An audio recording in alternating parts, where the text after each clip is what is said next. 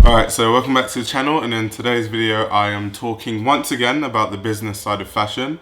People seem to like these videos, so I just thought I would share some of my experiences, because when you study fashion design, a lot of these courses, they don't teach you the business side of fashion, and that's why so many talented and amazing designers fail and their brands go under, because they're really great creative minds, but they forget that fashion is actually a business. Luckily, I've worked in many fashion roles for many different fashion brands, and I've worked at many brands that have allowed me to be in the room and be part of the financial meetings. So I've seen numbers of these big brands. I've seen the numbers when things are going well. I've seen when things are going bad. I've worked for successful brands. I've worked for brands that have gone under. So I have a lot of experience when it comes to the financial side of things. So today's video specifically is one reason why I don't think people should blame fashion designers all the time, because people like to say, this collection was trash, this designer's garbage, but actually there's so much more that goes into play when a fashion collection is released that people don't see, and they just blame it all on the designer. So let me just give you a few experiences of how some fashion CEOs have destroyed their own businesses, essentially. So in my opinion, a CEO is the business mind. The CEO is the person that handles all the logistics. The CEO is the person that has to make sense of everything and is basically the leader of a company. Everyone is accountable to the CEO. However, CEOs have strong points and weak points. I have personally never seen a CEO that has a creative mind, personally. I'm sure some exist, like I know Christopher Bailey, who was a designer, he was the creative director of Burberry. I think now he's on the board of Burberry. That's a very rare example. Normally, CEOs are like business people. So for example, a brand I worked for, our CEO was someone who took a tech company from struggling to like a multi-million-pound business, multi-million-dollar business. And that was his like whole thing, where he's this guy who can really turn a company around financially. However, bear in mind that this CEO of this fashion brand I worked at has no fashion experience. From how it seemed, he didn't really care about clothes in the first place, didn't really have any knowledge about the fashion industry, but he was in charge of not just the financial side, but of the artistic side. And as I talk, you'll see why there's a big issue with this. So when I was working for this company, and this CEO who came from this big tech company was in charge of everything, one of my immediate bosses was this really highly trained, highly experienced designer. She was the creative director of the brand. She has loads of experience working under Oswald Boateng. She has loads of experience working under Alexander McQueen.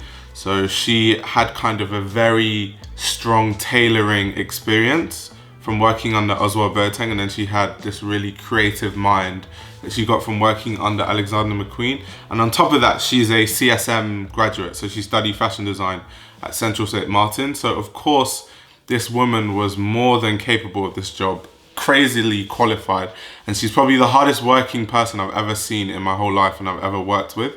Probably the most efficient person as well. But when she designed collections, this CEO always put his input, and I didn't see why it was necessary for him to have any input in the artistic side of things. And the only reason for that is because he doesn't have any experience in the fashion industry or what consumers even want. And it was kind of weird, because we would always have these meetings where we would come up with what is the unique selling point of this brand, what's our USP, who is our customer, and we have all these meetings of who our customer is, and we would cement our customer as between a certain age that looks this, they want that. So this creative director has then done her due diligence and done market research and found out the people that we claim as our unique selling point, what are the type of clothes they wear, what are their interests, how can we relate that into our brand, that it will relate to those people that we are saying are the people we are targeting as our target demographic to sell clothes to. And then the CEO would just come and with his personal things and then say, well, I know you've done all that research or whatever, but I don't like that, I like this. And then what I then kind of saw in this situation was the CEO is basically destroying the business like by himself, because those decisions that he made wasn't based on any research or fact. And every time he made those decisions, those clothes actually did not sell. And then another instance of where the CEO has put in his personal thing and it's had nothing to do with the brand is, so there was a situation where the photographer we used to use for e-commerce and sometimes campaigns, he was friends with the creative director. So because he was friends with the creative director, he used to give the brand a discount. So we used to get, for really, really, really good photography, because this photographer is like a photographer for Vogue and many different magazines, but he used to give us a discount because he was friends with our creative director. So we're saving money on photographers that we can invest in different areas, and the quality of photography was actually good. But someone must have told our CEO that, oh, I'm a better photographer, try me out. And the CEO has decided that this person is magically better than the amazing photographer we already had that was a photographer for Vogue anyway, and it was working for us. So we spent, I don't want to talk about too many figures because I don't want to get into legal trouble, but we spent 5 figures in pounds on this photo shoot that our CEO was convinced is better than the photographer that we used at the time. And then what happened, obviously the photo shoot was so terrible and the pictures were so unusable that we couldn't even use the pictures that the company spent 5 figures on. And therefore we then had to call back the photographer that we had been using anyway and then ask him if we could do another shoot. But then by then he wasn't willing to give us a discount because of what we did. Obviously we were like, we don't want to use you anymore, we're going to use someone else. So of course he was like, okay, I'll do it, but I'll do it if you pay me the full money that I'm supposed to be paid, not the discounted rate. So now we've wasted 5 figures on this shoot that we can't even use because it's so terrible, and it had nothing to do with our unique selling point. And if the CEO just thought about the creative side of things, he would have seen that this shoot, the aesthetic of the shoot, is not the position that the brand is trying to take. It doesn't coincide with the brand's messaging. But he's just, he has this mindset of, I brought this tech company from here to here, so I know what I'm doing in everything. But no, you're a very good businessman and you know you're very good at logistics, but you're not good at the artistic side. And as a CEO, your role is to hire the right people for the things you're not good at. And anyone who runs a business should just understand that if you're not good at a job, your whole role is to hire someone who can do that job that you're not good at perfectly, which he did, because our creative director, like I've said, was amazing.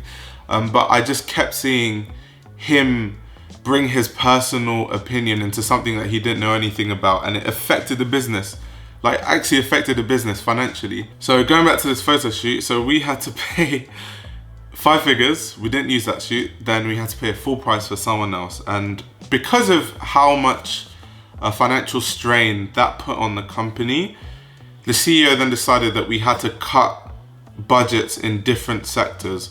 So part of where he cut budgets was the marketing sector of the company, and I was involved in the marketing sector. So I'm now like, we told you, use this photographer. You said, no, let's use that photographer.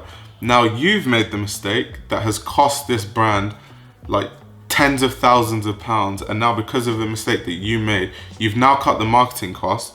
And then if you cut the marketing cost, it means that there's going to be less visibility of the brand, which will affect how much it sells. And then over time, that kind of just made the financial situation of the brand worse and worse and worse, to the point where it damn near almost had to close. And that's just one of the examples where fashion CEOs destroy their own businesses, because I don't think any CEO, unless you're a designer or you have design experience, should really get involved in the artistic side of things. Your job as a CEO is the business, the logistics. And obviously, if you're a CEO, we can't just say anything to a CEO. You have to actually come with a proper financial plan of how things are going to work. But in terms of how things look aesthetically, I don't see any point in a CEO putting their input into that just because it's their money that's being spent, especially when it's an uneducated opinion and it isn't based on the market research that's been done in relation to what our unique selling point is or what the customer we want to attract is. So I'm telling you all this to say that as a fashion designer or anyone that's interested in the business of fashion, one lesson I've learned just working in fashion and seeing brands struggle, and the reason as to why they struggled, is you shouldn't involve emotion into business at all. You shouldn't think you know everything as well. It's a very, very bad trait to have. And if you are not good at a job, you have to outsource. So it makes sense a lot of the time, especially when you're trying to grow a brand. At the start, you probably won't, as a brand or a business owner or a fashion designer, you won't have the means to hire all these people. So you have to do everything yourself. It won't be to a high standard because no one is good at everything. But as you scale up, it's very good to specialize and hire people that specialize in certain areas, like people that specialize in marketing, accountants, hire people that are specialists in sewing. There's people who are specialists, like specialist machinists. There's so many different sides to it. So honestly, another reason why I just wanted to share this story is because a lot of people like to blame fashion designers, but a lot of the time, there are kind of changes that have to be made in a collection, because the designer will have a whole idea in mind and then some CEO comes in and says, I don't like that, change this and change that. And ultimately they have the final say, because it's kind of their money and the brand owner, the owner of the brand, who is the one putting their money on the line. And at the end of the day, when someone's money is on the line, they will always have the final say, whether it's an educated opinion or not. And for me as a person, if I'm working for a company, my whole role is trying to make the company grow financially, because I know that that means I have value in the company and I'll probably be promoted or earn more money.